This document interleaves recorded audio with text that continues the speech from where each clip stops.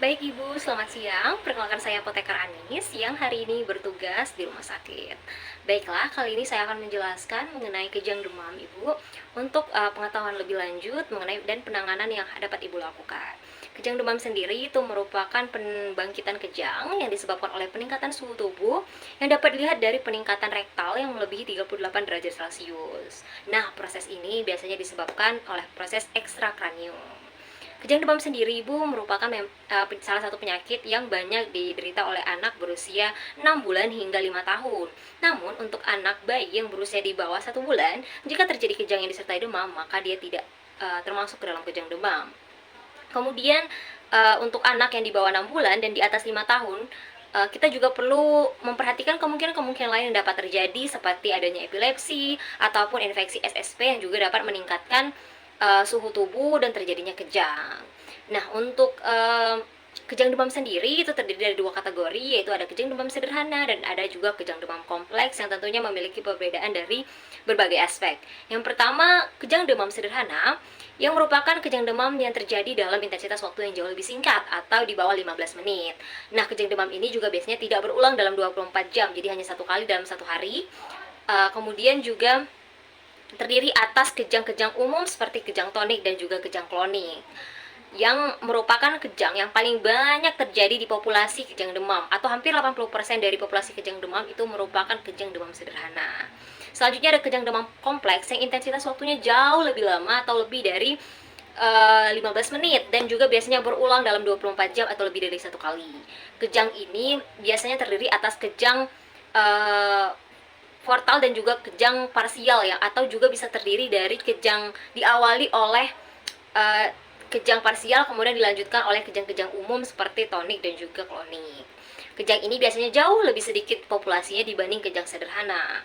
Nah, untuk bisa mengetahui ini kejang demam sederhana atau kejang demam kompleks, ataukah ini termasuk ke dalam indikasi kejang demam atau tidak, maka dilakukan pengujian penunjang seperti pengujian laboratorium dengan melakukan tes darah, verifer, uji elektrolit, atau juga bisa dilakukan dengan tes gula darah. Kemudian ada juga fungsi lumal yang dilakukan untuk mengecek cairan cerebrospinal yang ada di kepala. Nah, tujuannya adalah untuk mencegah terjadinya kemungkinan meningitis. Ini biasanya banyak dilakukan untuk anak-anak dalam usia rentan 12 hingga 18 bulan yang sangat dianjurkan sekali. Nah, untuk anak di bawah 12 bulan itu sangat-sangat lebih dianjurkan. Namun untuk anak di atas 18 bulan itu bisa dilakukan namun tidak perlu dalam rentang waktu yang rutin. Selanjutnya ada juga pengecekan elektroensefalografi atau yang disebut dengan EEG. Tes EEG ini sebenarnya tidak terkhusus untuk kejang demam atau tidak dapat mengantisipasi kemungkinan berulangnya kejang. Jadi tidak begitu direkomendasikan untuk penanganan kejang demam. Jadi dia itu lebih terfokuskan untuk kejang-kejang khusus seperti kejang di atas 6 tahun atau kejang-kejang yang memiliki kemungkinan epilepsi atau kejang-kejang lain yang memang memiliki ciri-ciri khusus tertentu. Kemudian ada X-ray atau pencitraan yang bisa dilakukan untuk pengecekan seluruh tubuh, bisa dilakukan dengan MRI atau dengan CT scan untuk mengetahui indikasi-indikasi tertentu, komplikasi lainnya, atau kemungkinan-kemungkinan penyakit lain yang diduga dapat menyebabkan kejang disertai demam atau kemungkinan kenaikan suhu tubuh. Seperti bisa disebabkan oleh papiliderma, ada kelainan neurologi, kemudian juga bisa karena paresis nervus. Jadi uji-uji ini bisa kita lakukan dengan X-ray untuk mengetahui penanganan lebih lanjut dan bagaimana sih diagnosis yang jauh lebih tepat. Nah, untuk gimana sih penanganan lebih lanjut nih tentang kejang demam yang bisa ibu dan bapak lakukan di rumah, atau mungkin bagaimana sih sikap kita untuk menghadapi kejang demam. Jadi kejang demam ini sendiri memang pengobatan awal yang sangat cepat dan sangat banyak digunakan itu adalah diazepam intravena, Ibu.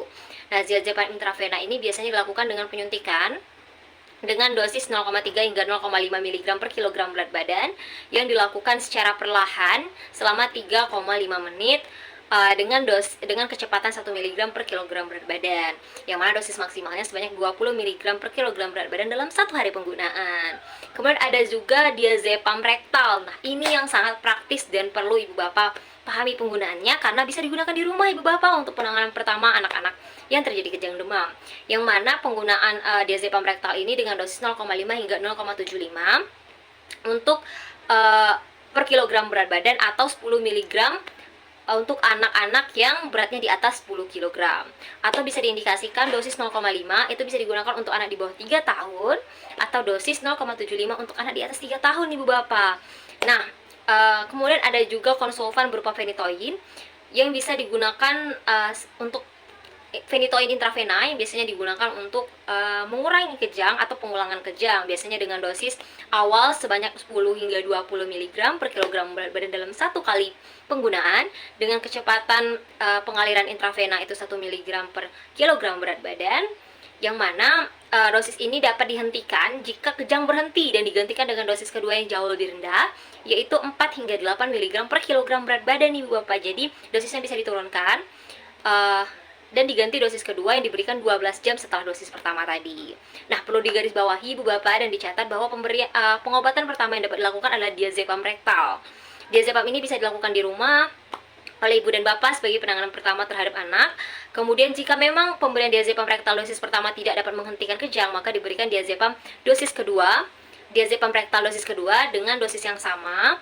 Kemudian diberikan dengan rentang waktu 5 menit dari dosis dosis diazepam rektal yang pertama tadi. Jadi boleh 2 kali pemberian ya Ibu Bapak dengan jeda waktu 5 menit. Namun jika kejang tidak berhenti, maka dianjurkan untuk dibawa ke rumah sakit agar dapat dilakukan penyuntikan diazepam intravena oleh tenaga kesehatan dengan dosis 0,3 hingga 0,5. Namun jika penyuntikan diazepam intravena juga tidak mampu menghentikan kejang, maka kita akan melakukan penyuntikan phenytoin intravena dengan tujuan untuk mengurangi kejang dan juga mengurangi pengulangan kejang. Namun jika phenytoin intravena juga tidak mampu menghentikan kejang, maka perlu perawatan intensif lebih lanjut yang akan dilakukan oleh pihak rumah sakit atau tenaga kesehatan. Nah, selain dari obat-obat penanganan kejang demam ketika terjadinya kejang demam berlangsung, kita juga bisa memberikan obat-obat lain untuk mengatasi demam agar mencegah terjadinya kejang, yaitu seperti antipiretik. Itu ada paracetamol dengan dosis 10 hingga 20 mg per kilogram berat badan anak, bisa diberikan dalam 4 kali pemberian dalam sehari. Atau juga bisa diberikan antipiretik berupa ibuprofen, yang mana bisa diberikan dalam dosis 5 hingga 10 mg per kilogram berat badan Ibu. Kemudian ada juga beberapa obat yang dia tidak dianjurkan seperti asam asetil salisilat karena dapat meningkatkan sindrom Rey pada anak dengan usia kurang dari 18 bulan. Jadi tidak disarankan untuk menggunakan obat asam asetil salisilat. Kemudian ada juga antikonsulvan seperti dosis diazepam oral yang juga bisa diberikan untuk menurunkan demam dan mencegah terjadinya kejang. Jadi untuk mengatasi lebih awal terjadinya kejang demam atau mengurangi pengulangan terjadinya kejang demam itu dengan dosis 0,3 mg per 8 jam, yang dimana penggunaan konsulvan lain seperti fenobarbital dan phenytoin oral itu tidak begitu dianjurkan karena tidak dapat menurunkan demam ataupun mengurangi pengulangan kejang demam. Jadi lebih disarankan untuk meminum diazepam oral ataupun antipiretik lain untuk mengurangi intensitas demam agar tidak terjadinya kejang. Mungkin itulah yang dapat saya sampaikan Ibu mengenai kejang demam, bagaimana penata laksanaannya, penanganan awal, dan apa yang harus dilakukan oleh Ibu dan Bapak di rumah. Semoga dapat bermanfaat, dapat membantu pengobatan dari anak dan Ibu Bapak. Selamat beraktivitas. Saya selaku apoteker mengucapkan terima kasih. Selamat siang.